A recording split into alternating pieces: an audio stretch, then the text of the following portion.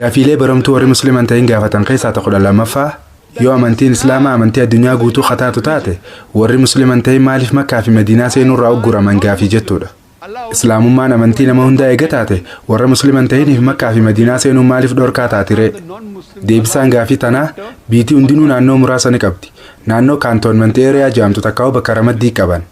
Kaantoonmentii eeriyaa jechuun naannoo loltoonni waraanaatii fi namoonni ittisa biyyattii keessatti hirmaannaa qaban qoftiin seenuun hayyamamuuf jechuudha. An amma lammii Indiyaa ta'ullee gara naannoo ramaddii san takkaa'u kaantoonmentii eeriyaa seenuun naaf hin hayyaman. An akkanuma lafaa ka'ee lammii Indiyaa waan hin ta'eef maaliif kaantoonmentii eeriyaa seenuun na dhorkitan jechuun danda'u? Tana jechuun danda'u. Namoota ittisa biyyattii irratti hirmaatanii fi biyya eegan qofaatu kaantoonmentii eeriyaa takkaa'u bakka ramaddii tana seenuun isaaniif hayyamama. Haaluma wal fakkaatuun Makkaa fi Madiinaanis harameen lachuu bakka ramaddii takkaa'u kaantoonmentii eeriyaa Islaamaati. Tanaafuu asiis namoota Islaamummaatti amananii jaalatanii fi namoota Islaamummaaf jecha du'a filatan qofaatu Makkaa fi Madiinaa seenuu danda'a. Believe, love and are willing to die for Islam are allowed to enter Makkah and Medina.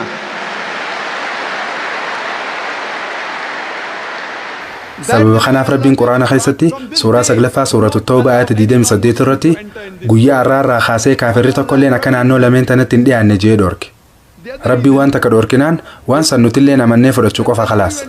Sababni biraa ammaas yeroo biyya takka seentan takkaa'uu dheeytan yeroo biyya takka daawwachuu feetan cufaa'u duraan dursee viizaa argachuu qabda. Yoo viizaan qabaanne biyya san seenuu hin dandeessu takkaa'uu seenuun siif hin hayyamamu.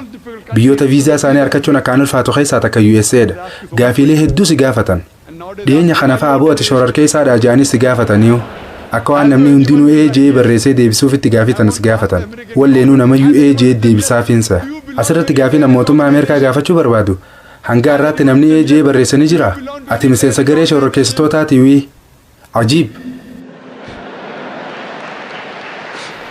Wanti inni isaan gaafachuu fedhu namni AJ barreessanii jira hoo. Hanga har'aatti namni an shororkeessaadha. An miseensa garee shororkeessitootaati jee deebisaa isiniif barreessanii jira. Gaafiilee hedduu isiniif dhiyeessan. Tanaafuu ulaagaalee isinirraa eeggamtu cufaa guutuu qabdan. Yoo hin guunne viizaan argattan jechuudha. An biyya Singaappoor dhaqeetiin ture. Yeroo duraatiif bara 1986tti gaafaan dhaqu.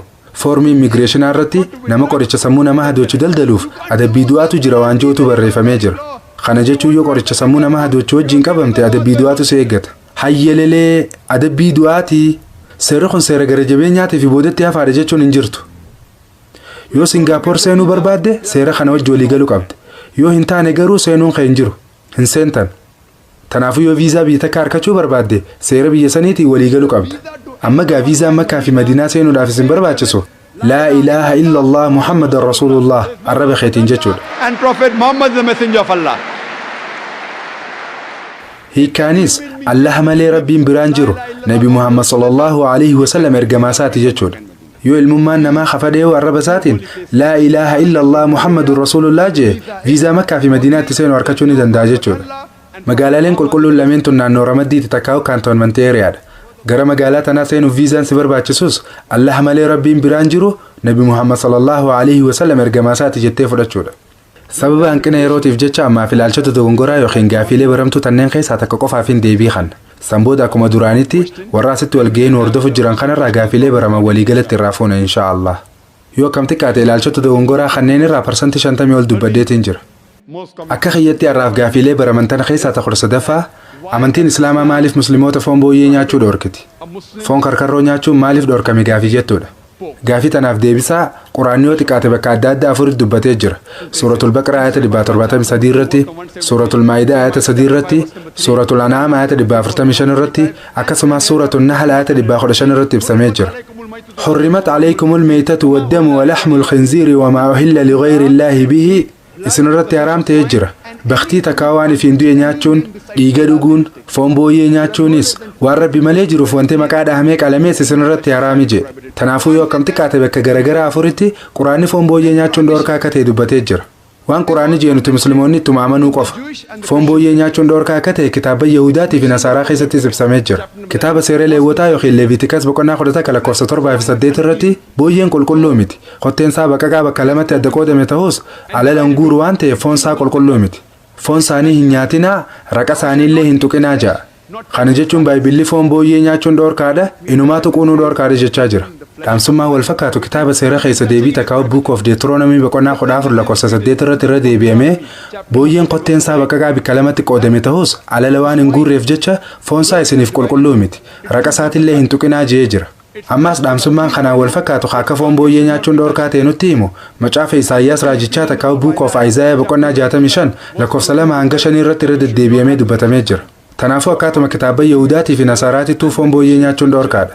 Kitaaba amantii Hinduu yoo dubbistanis kitaaba amantii Hinduu keessatti illee foon booyyee nyaachuun dhorkaadha. Kitaaba Manusmiriitii boqonnaa 5 lakkoofsa 19 irratti Biraahmee yookiin namni lama dalalate tokko lukkuu kormaa nyaachuun qabu, qullubbii waraabessaa takka qurfoo nyaachuun qabu, akkasuma booyyee illee nyaachuun qabu jaa. Ammas dabalataan kitaaba Vishnuu Sutra boqonnaa 5 lakkoofsa 49 irratti namoota foon gurguran jechuun foon booyyee gurguraniif adabbiin harkaa fi miila isaanii wal dabarsanii muruudha jaa. Kun adabbiidha. Khani nama dubbadde kun Quraanaa fi hadiisa keessa osoo hin taane kitaabuma Hinduu keessa jira. Yoo booyyee gurgurte adabbiin harka muramuudha. Booyyee gurgurraan harki kee murame. Mee sababa loojikaa maaliif akka dhorkaa ta'e haatiin xallu. Tanaafuu akkaatuma kitaabota amantiilee adda addaattu fedhii amantii kiristaanaa ta'a, fedhii amantii Yahudaa ta'a yookiin Hinduizimii fi akka amantii Islaamaatittis kitaabonni amantiilee tanaa hundinuu foon booyyee nyaachuun dhorkaa akka taate ifaanifat dubbatee jira. Mee sababa loojikaatii fi sababa saayinsaawaa foon booyyee nyaachuun dhorkaa ta'eef xiinxallee halaallu. Arraan tan akka saayinsiin fayyaa jettutti namni tokko yoo foon booyyee nyaatu taate yoo xiqqaate carraa dhukkuboota garaagaraa 70 qabamuudhaa qaba. Dhukkuboota raammolee mamaxxantoo akka piinwoorm takkaa'u raammoo garaa, raawundoorm takkaa'u raammoo geengoo, huukoorm takkaa'u raammoo maagaatii fi kan kana fakkaatan itti oofigaa. Yoo booyyee nyaate dhukkuboota raammolee marrimaanii mamaxxananii akkanaa hedduudhaaf saaxilama jechuudha. Raammoon maxxantuun hundarraa wakkaanamtuu taaniyaa sooleem jaamti. Taaniyaa sooleem maqaa biraatiin yookiin jecha warra waan kanarraa hin beekneetiin teepoorm takkaa'u minni yookiin muqurtii takkaa'u raammoo qoosoo jaamuudhaan beekamti.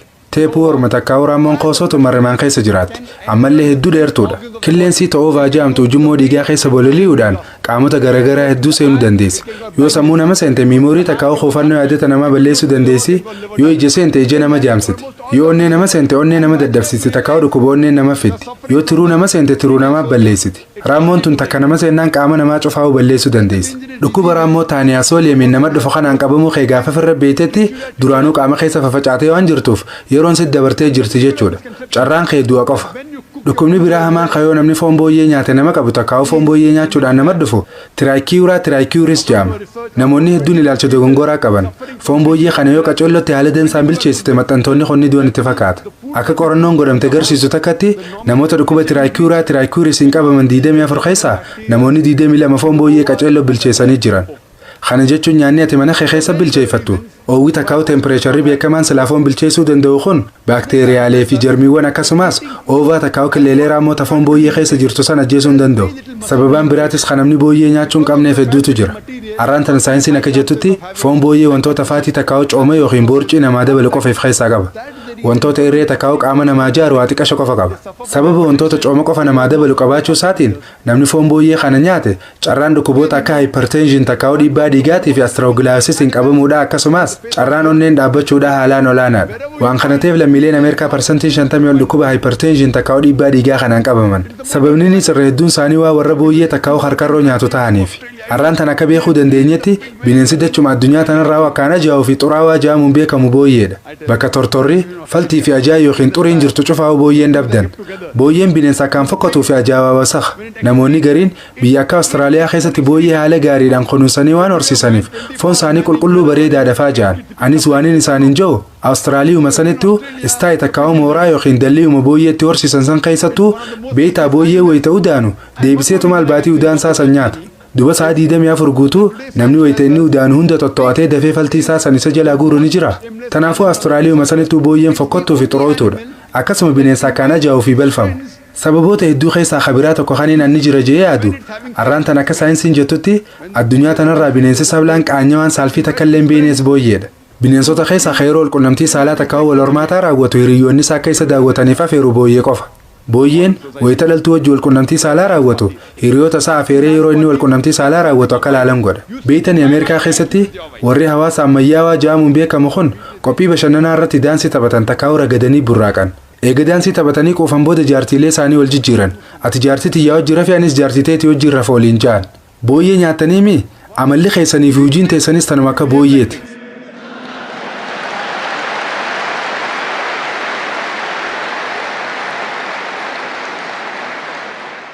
sababa hanqina yerootiif jecha gaafilee baraman diidaman cufaa isiniif deebisee xumuruu hin dandeenye.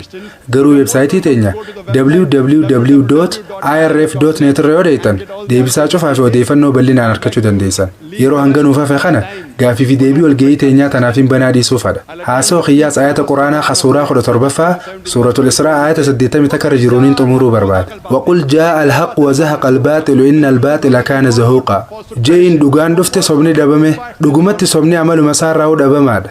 Wa aakhiru da'waanaa anil hamdulillahi rabbil aalamiin.